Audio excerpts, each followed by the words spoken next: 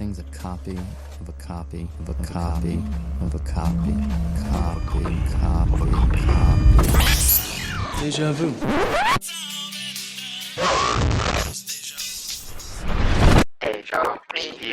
Hi everyone, and welcome to the Deja Reviewed podcast, where we talk about the original versions of TV shows that were later rebooted.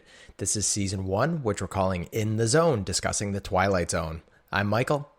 And I'm Mark. And today we're talking about season 1, episode 20, titled Elegy. And Elegy originally aired on February 19th, 1960. It was directed by Douglas Hayes, written by Charles Beaumont, and starring Cecil Kellaway, Jeff Moreau, and Don Dubbins. There is a fifth dimension. Both shadow and substance of things and suddenly up ahead. Just cross over. You're moving into a land, another dimension. Next stop, the Twilight Zone. All right, here's Rod Serling's voiceover for the opening of Elegy. The time is the day after tomorrow, the place a far corner of the universe. The cast of characters, 3 men lost amongst the stars, 3 men sharing the common urgency of all men lost. They're looking for home. And in a moment, they'll find home, not a home that is a place to be seen, but a strange, unexplainable experience to be felt. And from IMDb, their description is 3 astronauts touch down on an asteroid where they discover a world of people that appear to be frozen in time. Confused, they theorize as to why everyone is motionless until a man springs to life and explains. I think the last episode we did, I mentioned I thought it was like one of the better summaries we've had. I feel like that's one of the worst. Anytime you have to put a bunch of men theorize about something in your summary, it's not super entertaining. Although I will say them theorizing about what the possible Twilight Zone twist of this episode could have been was the most interesting part of this episode to me, and I wish they would have done any of those theories instead of what they actually did. And it's also, so that description is also... Spoiler alert, this was not Mike's favorite episode. No, it was apparently. not. That was also factually incorrect, because it was not a man that sprung to life. First, it wasn't a man, it was some sort of machine. And he didn't spring to life because, 1, he's sort of a machine, and 2, he was just sitting there. He was never frozen in time. I guess they were startled by it. So should we talk about this episode, Mark? Or maybe we should just go on to IMDb and rewrite their summary, and that'll be our goal for the day. Maybe we should just skip this episode and move on to 21. But no, there are some interesting things to say about this episode. First of all, I will say that the director, Douglas Hayes, he directed quite a few episodes. He directed 9 total Twilight Zone episodes. Other than this one, the only one we've seen so far is And When the Sky Was Opened. And then we're going to see possibly 7 more, depending on how far we get. Well, we liked And When the Sky Was Opened quite a bit. We did. And the writer, Charles Beaumont, wrote 22 total episodes of Twilight Zone. Just like with the director, we've only seen one other one than this one, and that was Perchance to Dream, which we thought was okay, I think. Yeah. Like mediocre, I suppose. We gave Perchance to Dream a 3. We gave And When the Sky Was Opened a 4.5. That was one of our favorites. I guess, spoiler alert from your tone again, we don't talk about this beforehand. So it seems to me you did not particularly like this episode. This was not one of my favorites, but I actually was definitely... I stayed interested and engaged with this episode the whole time. Agreed. Some other ones I haven't. And so I will give it kudos for that. And this one had, I thought, a lot of twists and turns in it where you kind of kept thinking it was going to be something different. And I'm sure we'll talk about, as you foreshadowed, what it actually turns out to be and how we felt about that. But I liked that this was not one that was like, and here's the one Twilight Zone twist. It was like kind of kept you guessing the whole way through. It did, for sure. And I'll say the stuff that I liked about this right off the bat then, because we've talked a lot about our protagonists having the right amount of incredulity in each episode, and I did think that this was an episode where they were constantly trying to figure out what was going on, because they crash land on this asteroid that has the same atmosphere as Earth, looks just like Earth, and they're trying to figure out where they are. And there were some cool explanations they thought that they were on Earth, but like 200 years in the past, because they had left Earth because of a nuclear war, it seemed like. No, I think it was like after the nuclear. So the timeline was a little rough, but I went back and tried to figure it out. That there was a nuclear war in 1985. This is in the Twilight Zone, not in reality. So if anyone's like, "Wow, I missed that," that did not actually happen. It also did not happen thankfully. in Back to the Future. Or in Terminator. Good point. Well, yeah. Anyway, Not yet. getting In myself TC. off track. Anyhow, Yeah. go So ahead. 1985, there was a nuclear war, and they're from 2185. It's 200 years later, and they said it took almost 200 years to kind of get society like functioning normally. But then they were they only mentioned this once, but they said they're on some sort of geological survey or something. So they were Yes. basically just like astronauts doing a science mission. So society had recovered itself to the level of being able to do a scientific space mission. I will say, along those lines, this was not in the episode, but a cool thing that they could have put into the episode is that these guys were trying to go to see if there were other places to be able to colonize, because Earth had already gone through this apocalyptic war and they were recovering for it, but that never happened. Something else that could have been in the episode is give any explanation to what these people's character was like or what their jobs were. It's just like there's 3 people in a spaceship and they're just 3 random people for the rest of the time. Yeah. There's the one they call Professor at one point who they seem to look to when they need an explanation a little bit more. So I was like, maybe he's like their more science guy, but they were, I don't know. Yeah, it was 3 totally nondescript characters. I didn't even bother writing down or trying to learn any of the 3 names, because they all do the exact same thing in the episode. They all say the same things in the episode. I think they only... My very last note is their names because it's in the ending voiceover, which Yes. we'll hear. And I was like, oh, they have names. I should write Yeah. those down. Yeah. And I'll say too, we've talked in some of the recent episodes about the ones that turn out to be more character driven, which was not something we necessarily have as a stereotype or a cultural understanding of the Twilight Zone, but actually some of their best episodes have been very character driven. Right. This one was the complete opposite of that. And I think they should have developed the characters a little bit more, but I will say this was, or at all, had characters. I will say though, in its defense, this was one where the plot itself through most of the episode, as I mentioned, was enough to keep me going. And it wasn't one where I'm like, wow, I wish I wish I knew more about these characters, because it was enough like they're thrown into this scenario with us trying to figure out this mystery. And the mystery itself was intriguing enough, again, not getting to the solution yet, but kind of the question of what the heck is going on, that I actually thought it was able to carry itself pretty well for not developing the characters and maintain interest, which is usually really hard to do, to have something that's completely plot driven with no character development. So just to get to that plot, so what this place ends up being is a cemetery. These people are frozen in the spot that they would have really liked to have been in, wherever they wanted to be. So there's like a guy getting inducted as the mayor, and this is their cemetery, and the guy that springs to life is really just a robot that only activates when there are people around, apparently. And so he's been guarding this cemetery. He's the cemetery keeper. Before they figure all this stuff out, though, there was some really cool things. Like, they thought when they first land, they're like, oh, because everyone's just frozen in this. At one point, they're like, is this person in a trance? I'm like, oh, that would have been more interesting. And they're like, oh, this is just like Earth. It has the same atmosphere. Is this Earth from 200 years ago before the war happened?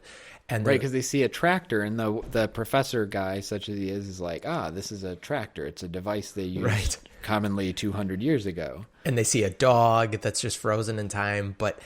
And he's like, but I've never seen an Earth with 2 suns. And I will point out something about that was a little screwed up with that too. One of the things that I really, really liked was the idea they mentioned. They're like, maybe there's something weird about the time here, and that everyone is moving. They're just moving super slowly, or like we're moving super quickly.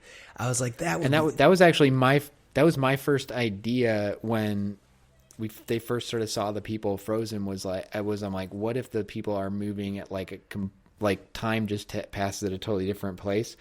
And so I was glad they came up with that as well. That too would have been more interesting than what they ended up with. Yeah. And then one of the other explanations is they just thought that it was just an illusion and they were just being made to see the sounds and the sights of home, I think is the way they say it, which also I thought would have been relatively interesting. Maybe these are aliens, maybe they were a science experiment or something like that. But instead, it was the Wait, worst. can I jump in there? Yeah. Because I when they mentioned that like to me called back to our very first episode, Where is Right. Everybody? And I think at that point in our, we've changed the Deja Reviewed structure a little bit. At that point, I was still kind of like guessing along with it as it went. And that was one of my guesses at one point, was that this was like a whole experiment that some aliens had set up and like sort of put these people into. And I'm like, oh, wouldn't that be cool if that idea from that first episode that turned out not to be what the episode was came back here, and then it wasn't that either. And then I'll also point out, and I'll put the link to this in the show notes, when I mentioned the possibility of this being Earth, but 200 years prior, they're like, yeah, but the Earth doesn't have two suns. And so they're 655 million miles away from Earth. And I'm glad you're bringing this up. I looked this up, and there's a blog called Cool Science Dad that specifically talks about this episode and references this amount of space. And so 655 million miles away from Earth is past Jupiter, but not past Saturn. So, and I will link Cool Science Dad's link to this. I thought it was really neat that he found that he did the work for us. So there would definitely not be two suns. There would just be the Earth's sun. It would be further from the sky or whatever, but I don't know. That kind of bugged me too. Well, and I did not find that same website, but did the same thing. And I'm like, 655 million miles away. How far is that? And I just typed in like, how far, I guessed, I'm like, how far is Pluto? And it was way farther than that. It's like twice as far away. So I'm like, okay, how far is Jupiter? And then I checked and we're like, okay, we're between Jupiter and Saturn. Yeah. I do think this gets a little bit to, I think both of us are fairly well-educated people and, or at least have a lot of formal education. Whether any of it stuck, I'm not sure. None. And also we've talked about space and these sort of the scale of space in a number of these episodes specifically. And even both of us went and like had to look up like, okay, where does that put it? I think it gets to this sense, like not just of the vastness of space, but people are really bad at handling large numbers. Yeah, totally. Like you say 655 million miles, nobody who's not an astronomer really has any like off the top of their head, like, oh yeah, that's about Jupiter or Saturn distance. Like I would bet you most people couldn't say with any degree of certainty, and I include myself in that, like, is that still in our solar system? Yeah, I had an idea that was not large enough to be like at another star, because those are way farther away, but I'm like, that might be out past Pluto. I don't know. The same here. And it's just interesting that humans are very bad at large numbers. And I was thinking about this in relation to they just did the big coronavirus stimulus package of 2.2 trillion or whatever the total is going to be. And just trying to fathom that amount of money, like $1 trillion is like a million millions. And even saying it that way makes it kind of hard to, I still don't quite get it. And just large numbers, I don't think our brains were ever designed to deal with those. That's why I could not guess what the national budget or the national deficit was in 1959. Although, in fairness, your guess was way off. Well, it wasn't millions off. Well, I guess it was, actually. I don't even remember. Anyhow. I did like that. You remember we talked a little bit about the distance thing in Third from the Sun when they're like, oh, we're going to go this far. And then we're like, well, they were aliens, so maybe they have a different definition of miles. I liked that it felt a little meta to me when they're like, oh, everything kind of matches Earth. And we had just seen, I shot an arrow into the air a little while ago where they didn't realize they were still on Earth. And I almost found it like the writer is like, okay, just so you don't think we're pulling the same gag on you, like he's explicitly like, no, it's not Earth. We're 655 million miles away. Because your initial thought, of course, is like, oh, it's that same gag again, and they don't realize they're just back on Earth. It's like when the Lost writers kept telling us that they weren't in purgatory, and then they were in purgatory all along.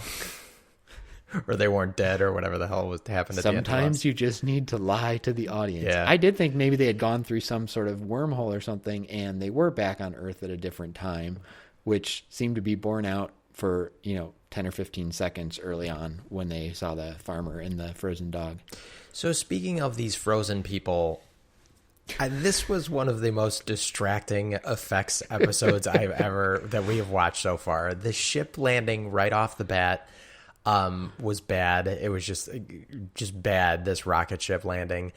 Then there were this series of very bizarre, not series, but there were several very bizarre freeze frames throughout the episode. And some of them were totally pointless. Like at one point, the astronauts go across this bridge over this creek and they see this old man fishing at the creek. And the old man, of course, is frozen, but the astronauts are obviously not frozen. And when they cut back to two of the astronauts, when the one goes to check out what's going on, they have them on a freeze for some reason. I can tell you exactly why that is, and Please this do. is probably something that was only clear to me because I'm an editor, but I would bet money on this is what happened. They did not get that shot that they needed there. And if you look, what that shot is it's a blown up frozen version of a frame from later on where they have a wide shot that has the third astronaut in the foreground. So they needed to blow it up. And there's only a couple frames where the other guy doesn't block them out. So they just froze frame it. And it was just clearly like they forgot this shot and they didn't have anything else to put in there. So they blew it up and put it in. Oh, that's amazing. Then on the flip side of those weird freeze frames, there's one. Wait, before we go off of, because there's more to talk about with the frozen stuff, but you talked about the ship landing. I think so. I feel comfortable saying at this point, we're 20 episodes into the Twilight Zone. I feel like we have a reasonable sense of what was feasible and what was not at the time and on the budget they were doing, because we've seen some good special effects and some bad, and we've seen some things where they were trying to do something cool and didn't quite, the technology wasn't there, whatever. But I don't think this is one of those things where you just look back and like, well, it's the 60s, special effects were bad. Like, I think the two of us at this point have a reasonable sense of what it is reasonable to expect out of the Twilight Zone, and those ship shots were terrible. Right. Those were like, I think if I gave my 8-year-old kids my cell phone and said, make a rocket ship landing, they could make that shot better. I think I agree with you. It was so hokey. And the rocket, especially after we saw the last flight where they had a lot of, they weren't using stock footage. They have these, granted it was a World War I plane, but they were, we just saw good stuff, I feel like. And then to come back to this, I was like, oh. Well, we did talk about a few episodes ago that apparently, they would reallocate some money from one show's budget to another, and maybe they blew all their money on the last flight and they had no money left for this episode. So they just, I don't know what they made those costumes out of. Those were horrible. Their inside the ship set was horrible. The shots of the rocket going through space. Also, the first time we see it, so it did end up in terms of continuity working because they were like landing with the rocket facing up. So think about like if you've seen the videos, which just blow my mind, of the SpaceX reusable boosters like landing themselves tail down, which every time I watch those, it looks to me fake. Like it looks like someone was playing a video in reverse, like they shouldn't be able to do that. Anyway, but that's what they were doing. They were like landing that way. And so the second time we see the spaceship, putting aside the crappiness of the effect, we see it like going through clouds and through the atmosphere. So like, oh, it's going down. But the first shot is just against a star field. And it literally looks like they just screwed up because the ship's like going backwards against the star field with like the flames shooting out of the back. I'm like, did they just not notice that? And then like a few shots later, I'm like, oh, I guess they were trying to show it was starting to land, but there's no frame of planet reference or asteroid. Yeah. Like it literally just looks like it's going backward. Yeah, it was bad. Okay, so we've established that was horrible. Back to your frozen people. Yeah, so the frozen people. So then when they probably should have used a freeze frame, there's this one moment where they're like looking, there's like a band welcoming the mayor or whatever to town. And there is a dude in the background just behind his glasses, just blinking more aggressively than I've ever seen anyone blink in my life. Like, I've never noticed someone blinking as much as I noticed this guy blinking.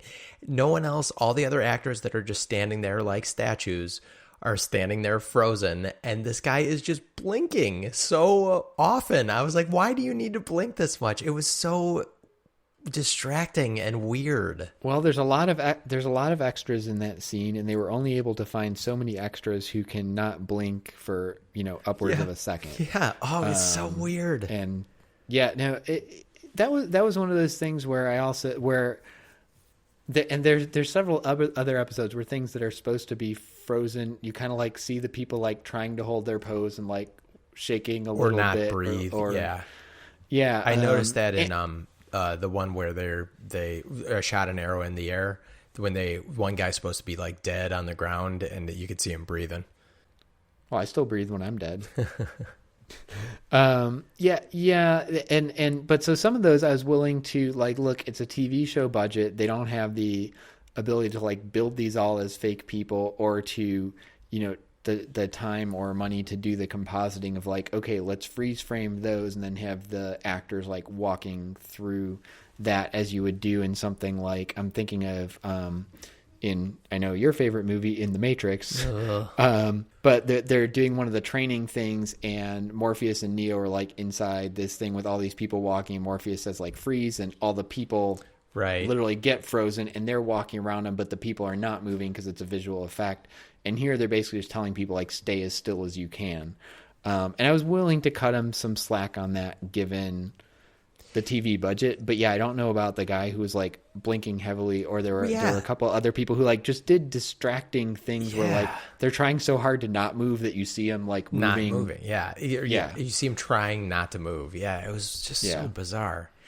And then, so in that same, just after that scene, after they pass by the band, they're like trying to figure out what the hell's going on. And that was, I think, when they brought up, they're like, maybe they're just moving super slowly.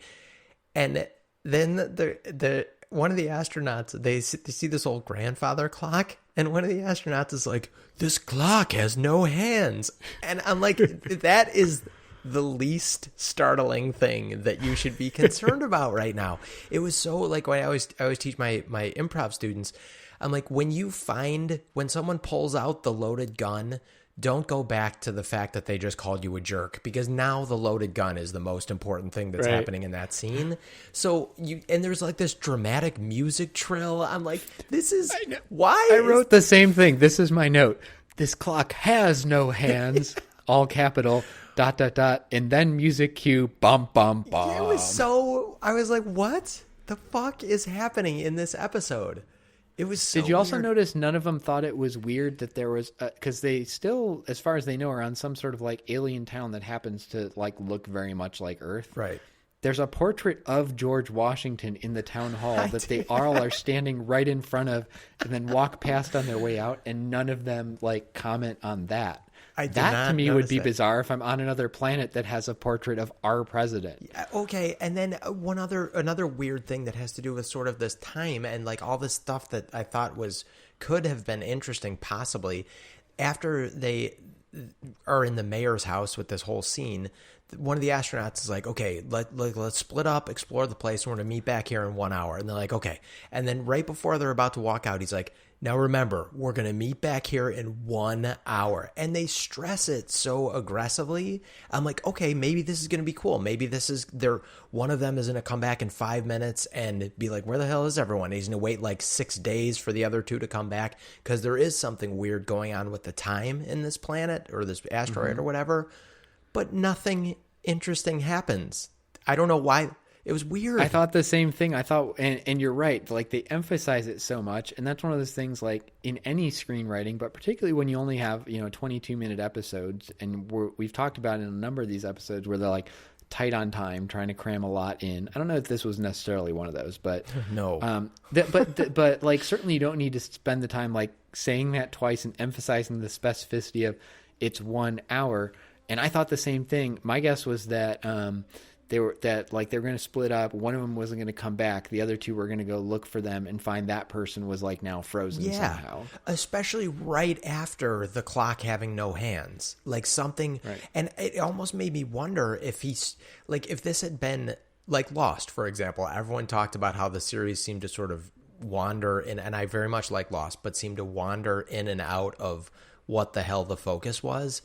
if this had been like a series and early on they had that scene, I'm like, oh, the writer probably was writing toward that, some sort of conclusion like that, and then they changed course. But this is a 22-minute episode. But it's one episode. Yeah, Yeah. it was so weird. And haven't they watched Scooby-Doo, and like splitting up is never a good idea. Of course I was not. also really surprised, like, they split up basically just to show, like, to fill time, to show them going and seeing people frozen in different places, and then they just meet all up back together and continue on looking at people frozen. 100%. That was my next note, actually. This is another episode with just a bunch of examples of this weird thing that's happening. And another example of complete idiot astronauts. One of the astronauts goes into like a hotel and he opens the door. He's like, oh, I'm sorry. Like, he's been wandering around with all these frozen people. He like opens a hotel room door and he's like, oh, I'm sorry, I didn't mean to interrupt. And there's two people frozen dancing, like with a frozen with band. Like a string quartet playing. Yeah, it was so weird. But let's take a break really quickly and we will come back and keep dragging this episode. Okay, so we're back and we're still talking about Elegy, and we'll say raising some points where maybe the episode could have been improved. So I don't know which guy is which because they never said their names to the end, but the black-haired guy that they sort of call the professor. Yeah, the older guy. I thought he was hilarious just because of his acting. He's like, his line deliveries were very weird, almost. It reminded me of like he saw the script and memorized the lines, but he's never heard English, so doesn't know like the meaning of them or which words to emphasize. Like sometimes you'll see this with like a foreign actor who's performing in, an American movie and they just don't quite have the emphasis on the right syllables. Syllable, you mean? Yeah, you're putting the emphasis on the wrong syllable. But it was like striking to me, particularly his first line about the tractor. I'm like, is he an alien? Now I'm confused. Yeah. But then he also was like a little, I don't have a better word than like Shatnerian, like the sort of over the top William Shatner delivery. He's like, they hear some music. He's like, it seems to be coming from the loudspeaker. Yeah, I feel so dumb that a couple episodes ago that I praised the lack of overacting in Twilight Zone, because I feel like the last couple episodes, and it hasn't been whole episodes, there was some more ridiculous overacting I thought in this one.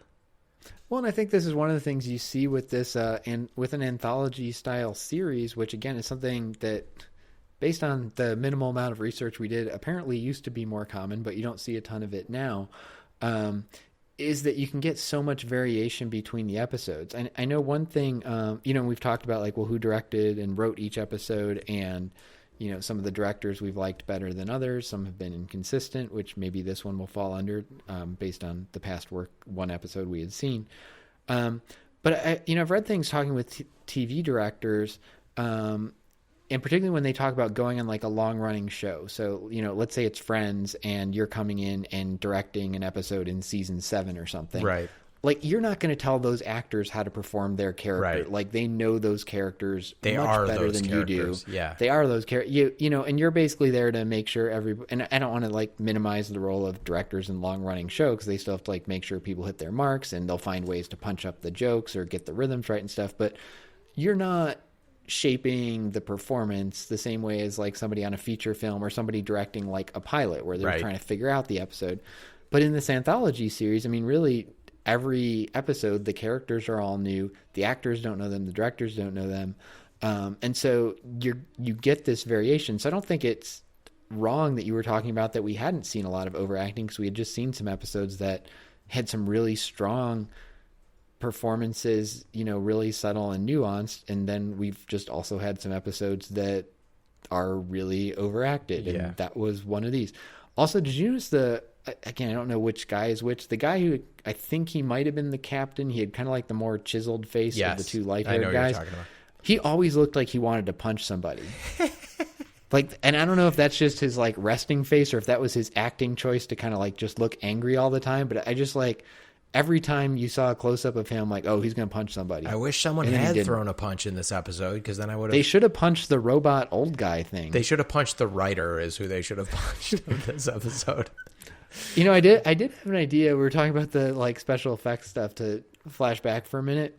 Because I wanted to get this note out. I literally had like my first couple notes were about how bad the effects were, and then they have the shot where they open up the door to the spacecraft to go outside, which I like their kind of 2-line argument before that, like, oh, it has breathable air and stuff. Like, wait, the sensors could be wrong. He's like, who cares? We're stuck here anyway. Yeah, we might as well die early then. But the door like opens itself, and then the ladder like auto folds down. I'm like, I bet they literally spent their entire effects budget to make that door and ladder like auto fold out. They're like, this is so cool, and then had no money left for the rest of the effects. Oh my God. So I'm going to give another little shout out to this episode that I was able to watch this one a couple times, and I actually found the second viewing more interesting than the first one because I was actually at least had the knowledge in the back. So I don't know if we've mentioned this, but the conceit is at this cemetery, they're putting people in their ideal situation. So again, the guy becoming the mayor, and the first time I watched this episode, there's a beauty pageant that's going on, and everyone is beautiful in their own way, but the people are frozen, and the woman who's won is, let's say, probably objectively the least attractive of these beauty queens. And the astronaut, again, very dumb astronaut, runs up to her and he's like, I think the judges are right. You're the prettiest one of all. And I'm like, this is so mean what they're doing right But then he also starts yelling at the crowd. Right. Yeah. Then he's like, but tell me what's going on. But I had a very Mean Girls vibe to that. But then rewatching it, I'm like, okay, this is actually kind of a sad little social commentary note that this maybe less attractive woman, who also died very young, which was sad, was her ideal situation was, winning this beauty pageant. And then my mind started going to dark places. I'm like, I wonder if she like killed herself because she was, bullied or felt less attractive or had a like bad body image. You guys, you're all beautiful out there. You're all beautiful. That did get dark really quickly. Sorry. But like in my head. Well, we knew she wasn't attractive because she was wearing glasses. Right. And if teen comedies have taught us anything, it's that putting on glasses makes you unattractive no matter how good you otherwise look. Yeah, but like, and the glasses she had on, by the way, were like not just the least attractive glasses. Like they looked like they'd actually been like stepped on or driven over and like bent up or something. Like it was like going out of their way to be ridiculous. Well, and just to my point to that, on the second rewatch, I think I only found it more interesting because I was inventing backstories in my head of what was going on with these other things. Because then there was a guy who his apparently heaven. He's mowing the fucking lawn. Like he's literally mowing. And cause I was like, okay, well, wait a minute. Cause like not all the people there are actually dead people. Maybe that was one of the, cause the robot old guy at the end, he has a name. Wickwire. Which I didn't get that either. There's this thing they keep doing the where running like gag. One of the guys just can't remember his name, but like a gag implies funny. Right. It was just dumb. Oh, I wrote that as a note. That running gag of them, what is it, Wirewick? What? He's like, Wickwire. That was the dumbest running gag I have ever seen in my life. It was so pointless. It was so dumb. It drove me nuts. But yeah, right there with you. And also, why were they worried about getting his name right when they should have been worried about trying to figure out what the hell was going on? Good point. But to bring it back to the thing you were talking about, he says that it's a select few who are actually like the dead people, and the rest of them are artificial. Which I wasn't quite sure what that meant. If they're like mannequins, it seemed like or mannequins. whatever. And so like the guy that became mayor, they spent a lot of money obviously on him because there was a ton of people like that presumably were models that were like celebrating him becoming the mayor and this band and all this stuff. And the one mannequin that was blinking frantically in the band. Right. So I do have a very maybe that was a real person. He's like, my dream is to be playing the trombone at a mayoral inauguration. Yeah, but of course he still would not be blinking because he'd be dead. But anyhow, my thought, and again, my mind went dark here again too. So I thought the same thing. I was like, okay, well maybe it's one of the other people in this little tableau that is actually the dead person. But the other people, there's like a milkman that he's waving to, and there's there's a mailman, and like the other people are just doing their job. So I assumed it wasn't him. But then I'm like, but what if there's like, because he's in front of this like nice house. What if there's like a super fucked up old rich guy whose like ideal afterlife is watching other people work, and he's just like, and that guy's actually a gardener. So that was my dark. That's why I think I found the second watch more interesting, because I was inventing all these dark backstories to all these people's tableaus. I think that second watch might have said more about you than it did about the episode itself getting any better. It said that I should have written this episode. Well, haven't we learned that with about every single one? There are some good ones. Did you notice these guys? So we talked about it. I shot an arrow into the air, which had a very similar setup, which I think is why they were at some pains in the beginning of this to distinguish this from that. And maybe that's why they made the costumes look so ridiculous as well, was just to make it feel different. But we talked about in that one that these people who were on like apparently the very first manned space mission had like brought all these weapons with them, even though as far as we knew, they were just like kind of like launching up, maybe like do an orbit around the Earth and come back or something. Like it didn't seem like they were going to another planet.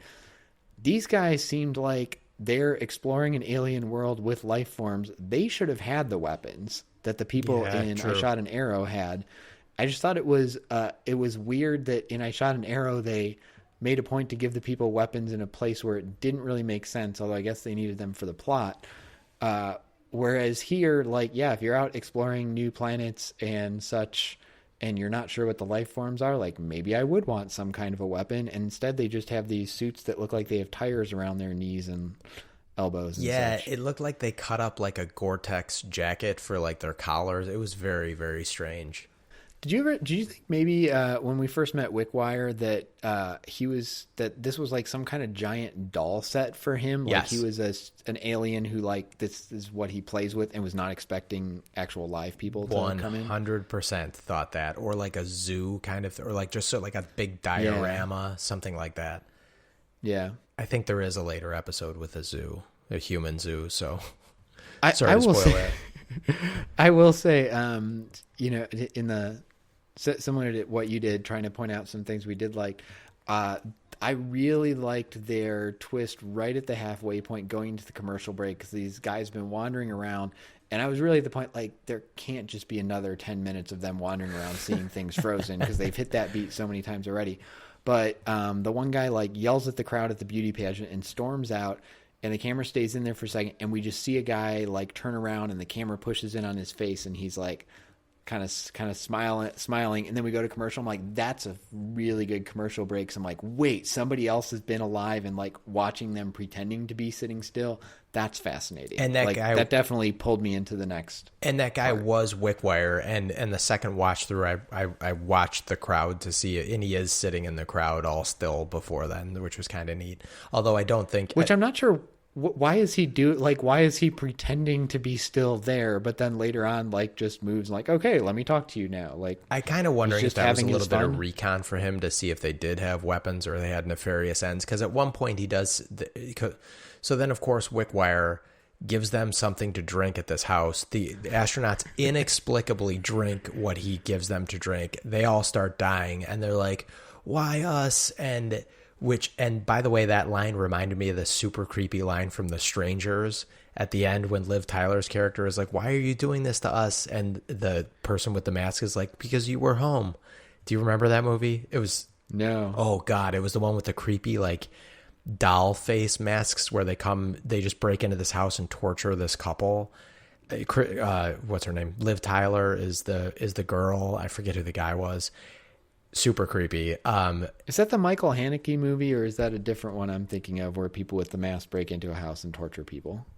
It's probably. I mean, that's a whole genre. Well, it's the one with Liv Tyler. So, but the last line, and literally, it was just fate. Like they just knocked on the door, and there was someone there, and they decided to torture them.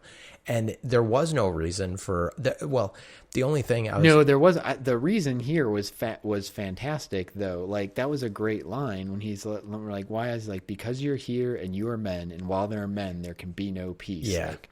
Yeah, that's a good point. I forgot about that. That was very, you know, and he had foreshadowed that when they asked, like, why do it on an asteroid instead of on Earth? And he's like, you can't have everlasting peace on Earth. Yeah, it's a good point. There's always going to be war or something. Like, I thought this was very, you know, we've talked in several of the recent episodes about Serling's war experience and how that shaped his viewpoints and bringing those into a lot of episodes, whether they had to do with war or not. And this was very, like, this very negative, cynical, I think probably accurate view of humanity.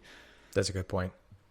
So I dug that. But yes, they were totally stupid taking the drink. And you saw him, like, kudos to Wickwire, who his acting I quite like. Yeah, he was the best one. And they're like taking the drink, and you see his like eyes like moving around, making sure all of them were drinking before he moved on. But going back to the astronauts being idiots, they are super patient with Wickwire. He keeps like sort of putting him off, like, let me make us some. They're like, tell us what's going on. He's like, yes, let me make us some drinks first. Yeah, let's have something to eat. Yeah. Okay, now I'll tell you, but wait, why don't you sit down here? And I have to ask you some questions first. Like, I, as a viewer, was like, just tell us what the hell's going on. I'm not the one stuck on this planet with this weird thing going on. Like, there's three of them. Like, I was waiting for them to, like, grab him, tie him to a chair, and, like, now start talking. And instead, they just keep going along with what he says. Like, let's have a little toast. Like, okay, let's have a toast. Yeah, I guess eventually we'll find out what's going on. Like, these were the most patient astronauts most patient dumbasses that...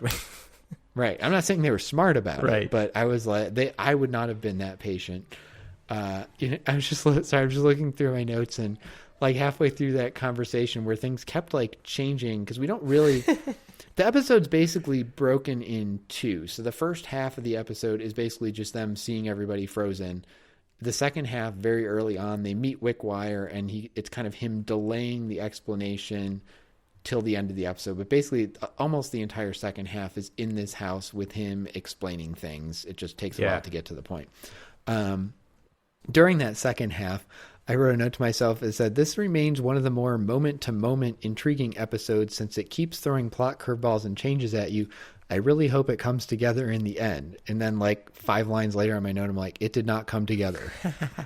You're like the narrator from Arrested Development. It didn't. Yeah. That's good. Ron Howard doing a good job as the narrator there. Thank you. This was another episode. I couldn't think of what the previous one we saw. Maybe you'll remember. I know we talked about it from the first Terminator, where someone asked for the date. Wickwire's like, "What date is it?" And the guy's like, "April 20th." What year? Okay, like, that's a repeated thing we have coming up. I have a similar note to that, but if you recall, he says, "What was the date when you left?" And he goes, "September."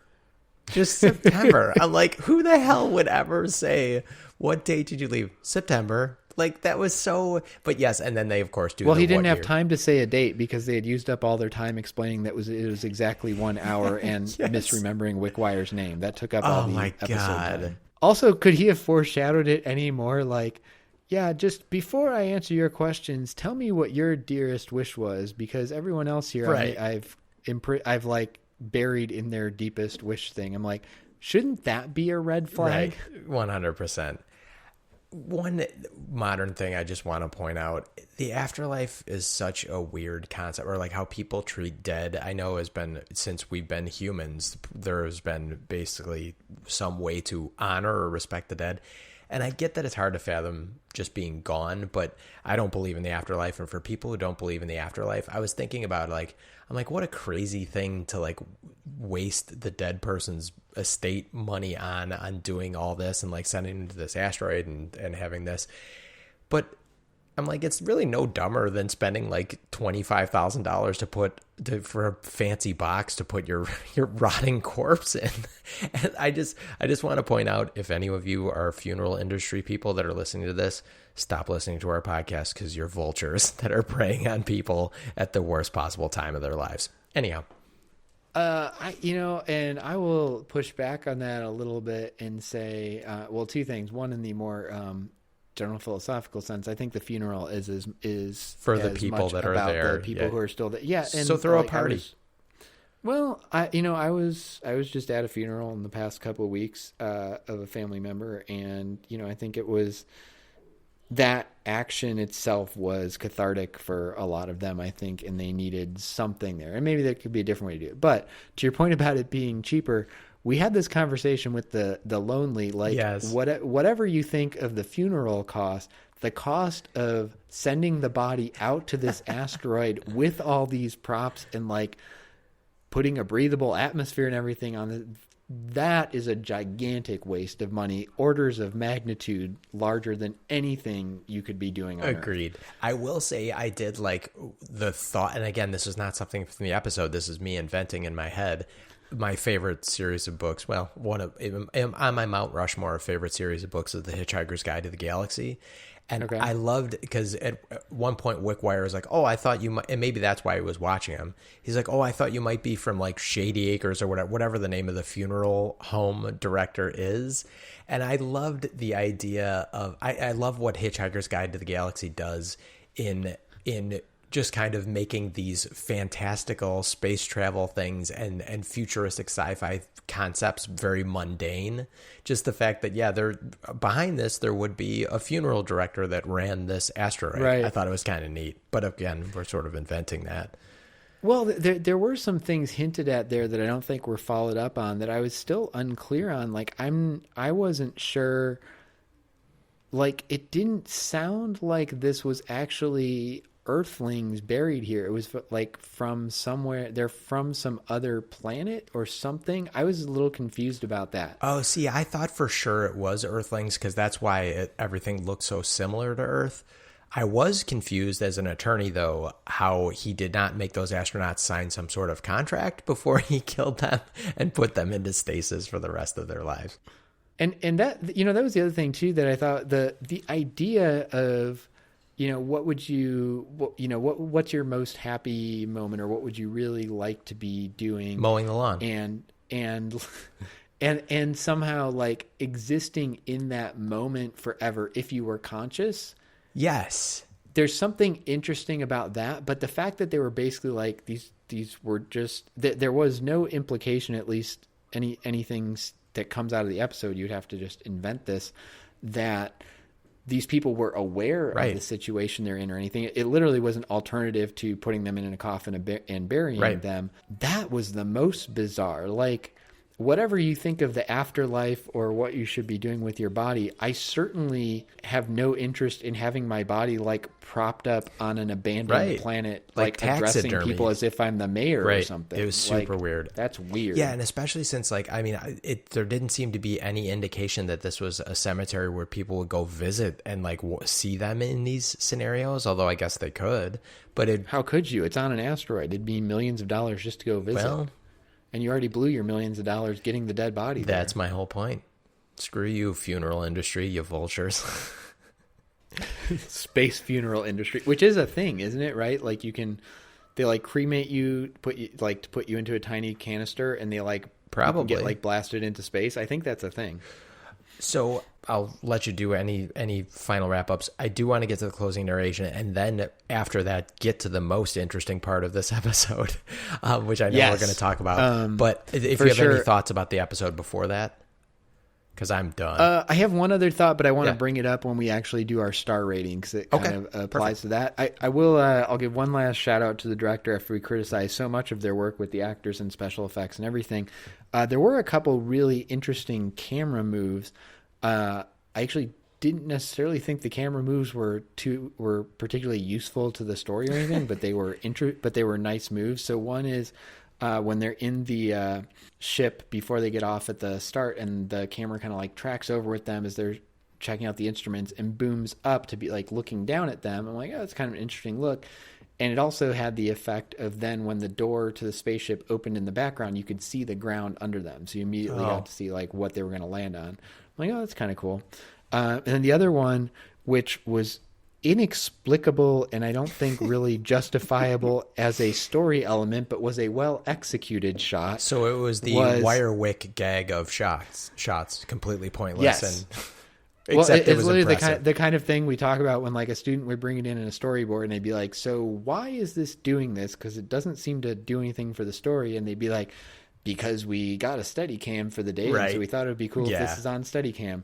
they got a crane for the day, and they thought it would be cool if the camera like goes up from the astronauts talking down below where the mayor is being inaugurated, and just like goes up into the sky and pushes in on the mayor's face, who's just a random frozen person in a sea of frozen people that we're never going to see or hear from again. Yeah. But kudos to the camera department on executing it. It was nicely done there.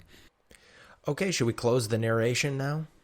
Yeah, and then talk about what happened after the closing narration. This is the most interesting thing that happened. Okay, so closing. Well, I have to say I was watching this on Netflix, and to anyone else who was watching along and might have missed this, because my Netflix, when it finished the episode and started counting down to the next one. Oh, really? It starts counting down to the next one. Yeah. Oh, mine didn't. Okay. Anyhow, we'll get to it.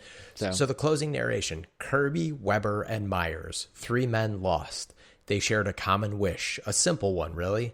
They wanted to be aboard their ship, headed for home. And fate, a laughing fate, a practical jokester with a smile that stretched across the stars, saw to it that they got their wish, with just one reservation. The wish came true, but only in the Twilight Zone. I really like that closing narration for all things considered. Yeah, that was a good one, and very monkey's paws, which we keep guessing for a bunch of things. But also I thought it was weird. This is going to be a huge leap, but let's for the moment assume there was some value to this kind of cemetery, and you get to live like whatever your sort of dream moment is, which I don't think we buy into already. But let's concede that for a moment. Okay. I don't think their lifelong wish was to be on their ship. No. It was like, yes, at this moment, Exactly. when I'm stuck on a foreign planet, I would like to be on my ship headed home. What they probably really would like for like their most deepest desire wish is to be home, not like be back in their ship. Yeah, and so even their wish they got wasn't the right wish. Wickwire, and that actually was kind of a neat moment, because Wickwire is like, well, where would you like to be? And they're all kind of like, well, right now I'd like to be on my ship headed home. And he just took that as their wish. That was kind of a neat moment, because you could even see in the astronauts' minds, they're like, well, right now we'd like to be the hell out of here, anywhere but here, basically. So it reminds me a little bit of, we just watched Monty Python and the Holy Grail the other day. Nice.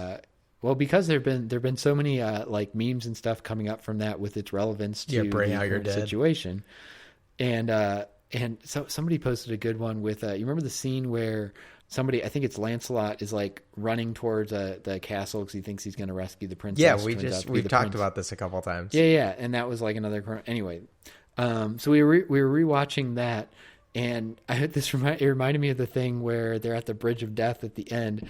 He's like, "What's your favorite color?" Blue. No, wait. And he gets thrown into the pit. He somehow gets it's the same it thing. wrong. Like, what's your wish? Well, I'd like to be back on my ship. And everyone was like, wait. If I'm actually going to get this wish, I just want to be back on Earth. Right. Exactly. Too late. You made your wish. So then, after the closing narration, there's this super, super weird moment where I don't know what was. Maybe 1960 at this point was a lot more woke than we thought, because Serling comes out after the closing narration. Maybe he was listening to our podcast. Possibly. He goes after viewers that accused him of not writing scripts for women. So first of all, there's a super weird edit. It seems to start like mid-sentence with... Yeah, they like... And I wonder if that was correct or was some glitch in Netflix. Like Netflix I don't know. It might not have been, but it starts him like mid-word, like we lose just like it's like the start of a sentence. He's like, I've heard that, or something like that. Yeah. And you just like lost the I, and it comes in like, heard that, blah, blah, blah. And so he basically says, well, I know someone who will disagree with you. And then he does a teaser for next week's episode. He's like, it's Vivian such and such in like whatever the name of the next episode is. Something with mirror in the title. Yes, which we'll get to in just a second. So initial reactions to that moment, Mark? I thought it was fascinating, because the fact that he said this. So we've talked about this in previous episodes, that there have not been a lot of female protagonists, and many of the women have either been have basically been ciphers, either just there so the person has somebody to talk to. In a couple cases, they've been, this one-dimensional in a positive, not mean one-dimensional is positive, but like one-dimensional, like nice, good, loving wives married to these jerks. In the case of Time Enough at Last, it was the opposite, where it was a one-dimensional, just complete jerk hating her husband and like doing everything she could to torture him. But that there have not been really fully fleshed out female characters, I think probably other than 16mm Shrine. That's the only one that really jumps to mind. I mean, the hitchhiker, she was kind of a damsel in distress. Oh, the hitchhiker had she was the protagonist. She was not as like fleshed out as some of the other ones, but that's true. So were there any others or just those two? I think those are the only two with like female leads, I would say. Yeah, and I really think 16mm Shrine was the only one with a really like deep character and actually sort of character driven. The hitchhiker, she was just kind of in peril the whole time. Right. So we've talked about that. I thought, in one of those conversations, we talked about that, maybe just people weren't as aware or cognizant or cared as much about that at this time. Because, certainly there's still a lot of talk about, diversity and representation on television shows, which is still worth discussing and still an issue we're struggling with in front of and particularly behind the camera. But in an anthology series, that's something where you should have the ability to do more with that fairly easily, right? Because, I referenced Friends earlier. Right. And whatever we think about how they should have cast Friends differently in the first place, once those characters are established, it's not like in season 2, it's like, and this season, the friends are suddenly 3 different races. Right. Like those characters have been established. In an anthology series like Twilight Zone, there's no reason that you can't have a much wider variety of representation. And I kind of talking this back to what your question was my take is, I was fascinated by the fact that Serling steps on camera to respond to this after the episode implies to me that they were getting some significant feedback and pushback about this very issue. No doubt. And which is interesting. Serling was very clearly personally offended by this. And from what I've read of Serling, I suspect when he started getting this feedback, he was very personally distraught by it, because he seems frankly like one of the most progressive people that were probably living at this time. And his track record, of course, now the book that I've read about him is by his daughter, so I'm sure take this with a grain of salt. I'm not implying that Anne Serling is lying. What I do know about Serling seems to imply what you said, that he was exactly very progressive. But I would say you probably should get a second source other than all of your data being like True. Written by his daughter, making sure her father's memory is a positive one. But then on the flip side of that, though, too, like in 1960, was the rest of the culture that progressive that they would have been writing letters to the Twilight Zone to say that there need more female? That really surprised me. Like a 60-year-old show, that they would have had that they would have given enough feedback. And bear in mind, too, that the feedback they're giving, it's not as easy as going and trashing him online or starting a blog or doing something like that or doing a podcast about it. They wrote letters. Hey, don't say that's easy. This is taking upwards of 20 minutes out of my day. True. So they went out of their way to criticize in 1960, and I thought that was very that spoke well to surprising 1960, though. Yeah, it did. Like it was very surprising to me, though, that there was enough culture. And I know the 60s, obviously, women started to get more empowered, but this probably was shot in maybe early 1960 or late 1959. This might have been right at the forefront of that sort of social cultural revolution. Well, I mean, you had the suffragette movement like well prior to that. Sure. The other thing I would say is I not disagreeing that it was more work than it is to just do a tweet or a post on Facebook or something like that, but my sense is, and I could be wrong, I was not alive in 1960, but I also think that particularly the adult generation at that point, like letter writing might have been more of a thing. True. Like that hey, I have a feeling about this, I'm going to write a letter about it, whereas nobody would do that today. And they had more time because they didn't have a million things inundating their lives with, a million different TV shows and internet and podcasts and all that kind of stuff. That's true. Or they were on an asteroid where time was moving really slowly. Yeah. So they had all the time in the world. And I don't know. I thought it was fascinating. And the specificity of it I thought was interesting too. He doesn't say that, and I may have misspoken earlier, so I should be clear about this. He doesn't actually say, I've been getting a lot of complaints that we don't have episodes about women. He said, I've been getting complaints that I don't think you use the words complaints, but people are saying, whatever his phrasing was, that I don't write women very well. And here's going to be and so tune in next week to see a well-written woman is essentially the implication. See, I thought he said, I thought that was interesting. I thought he said, I don't write scripts to women or for women. Like, I didn't think I didn't get the impression, maybe I misheard it.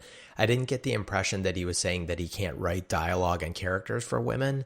I got more the impression that I don't write episodes for women. And I thought it meant that he didn't write like parts for women. Well, here, let's take a look. I'm going to the tape live. Perfect.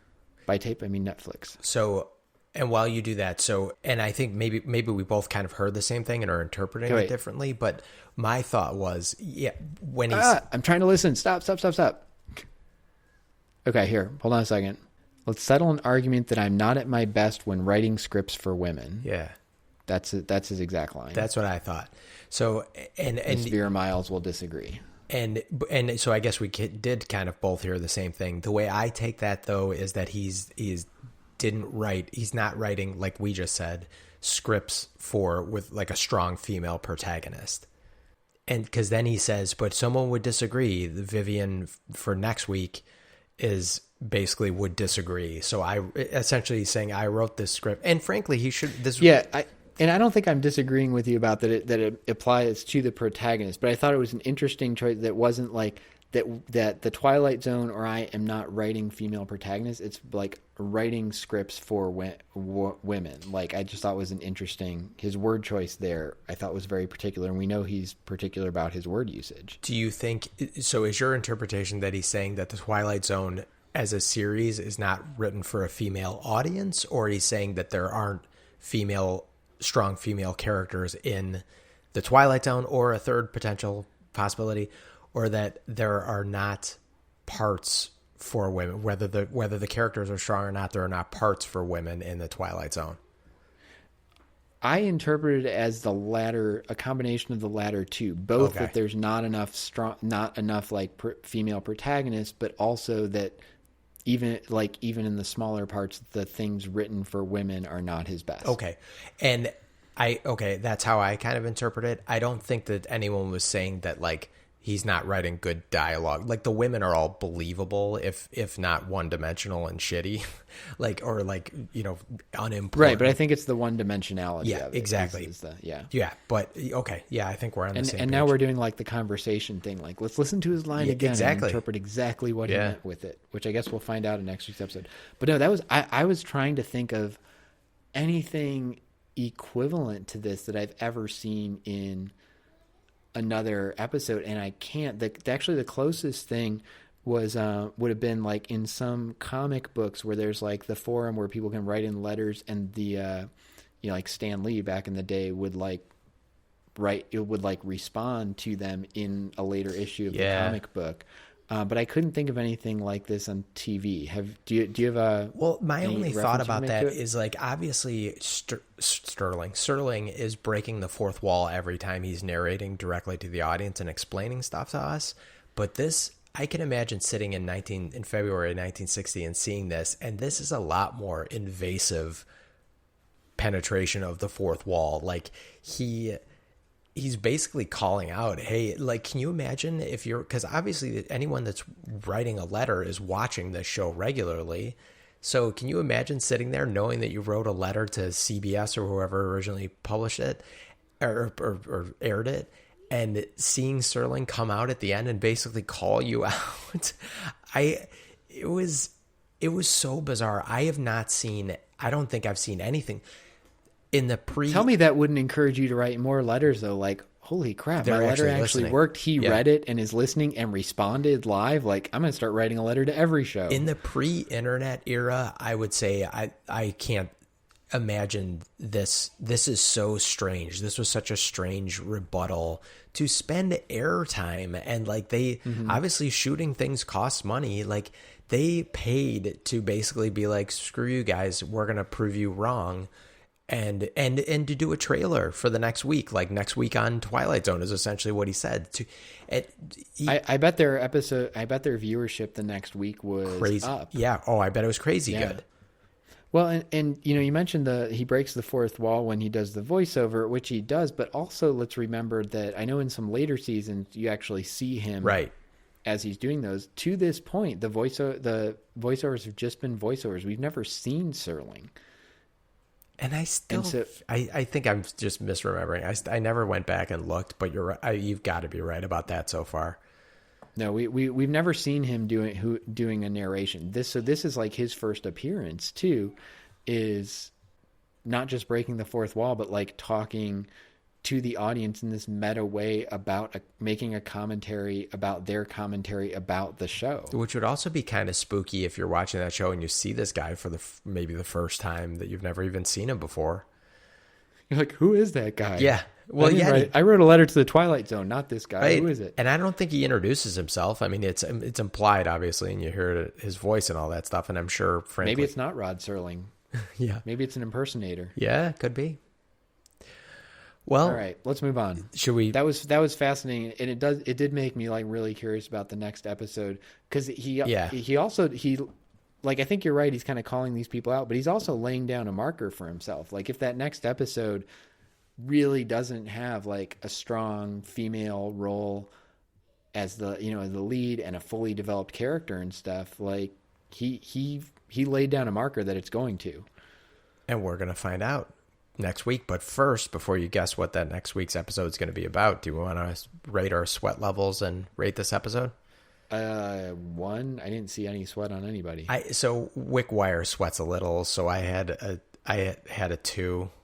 I'm fine with 2. Okay, we'll call that one a 2, and then let's rate the episode. You said you had something else you wanted to bring up while we're rating this. Yeah, so something that you've mentioned a couple of times that I thought was, it's not exactly how I rate them, but I think is a really useful metric to think about, is whether you would like recommend it to somebody as like, this is the Twilight Zone. And I wouldn't recommend this one, but about maybe halfway through the episode, I was thinking, I wouldn't recommend this to somebody as a first Twilight Zone viewing because it would reinforce whatever negative stereotypes they have about the acting super cheesy. It's very like low rent sci-fi in terms of the design and the effects and the outfits they're wearing, which are just ridiculous and stuff. But I was like, again, not knowing how it was all going to resolve at this point, for somebody who does know the series and can kind of view those elements as an anomaly in this one, it is interesting. It's one of the more plot-driven ones we've seen lately. We've seen a couple more character-driven pieces. And I honestly got to say, like, I was intrigued and trying to figure out what was going on almost the whole way through, which is not always the case. And it's not the only marker of a good episode. Like, there have been some that were really just character studies that I liked quite a bit. But so using your metric of like, is this what I would use someone to introduce the Twilight Zone to? I'd be like, no.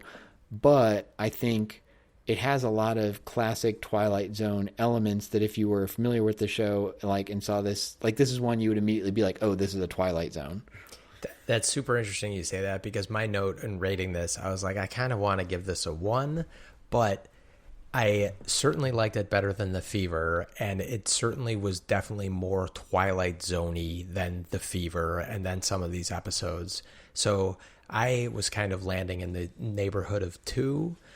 Just to give you some idea of what's around here, we don't have any straight up 2s, but we have a few 2.5s, Walking Distance, and The Hitchhiker, and then we have a few 1.5s, which are What You Need, The Four of Us Are Dying, and Escape Clause, which I like this episode better, I would say, than all 3 of those at least. Yeah. But I also what were our 2.5s again? Walking Distance, and The Hitchhiker. I feel like for me, this kind of sits right in around those. Like, I really did not like the ending, and there were a lot of cheesy things. On the other hand, I was intrigued the whole way through, and I liked the mystery aspect of it, and that the characters kept like guessing different things that it could be as I was trying to do the same thing. I would be super fine with the 2.5 because I like this about as much as The Hitchhiker. Okay, let's go with 2.5. Okay. Good. Do you want to guess next week's episode? No, I'm good. Well, and I can't believe that we didn't remember the name of this next week's episode, because next week's episode, episode 21 of season 1 of The Twilight Zone, is called Mirror Image. Well, it'll be nice to finally see a mirror in Twilight Zone, because we haven't seen one of those except for like almost every single episode. I don't think we saw any mirrors in this one. No, I could see that guy blinking reflected in his Coke bottle glasses, though. Does that count? And I was going to say, if I'm fully confident that if there wasn't a mirror, these astronauts would have run headfirst into without a it doubt, because they're that dumb. Yeah. Okay. So mirror image.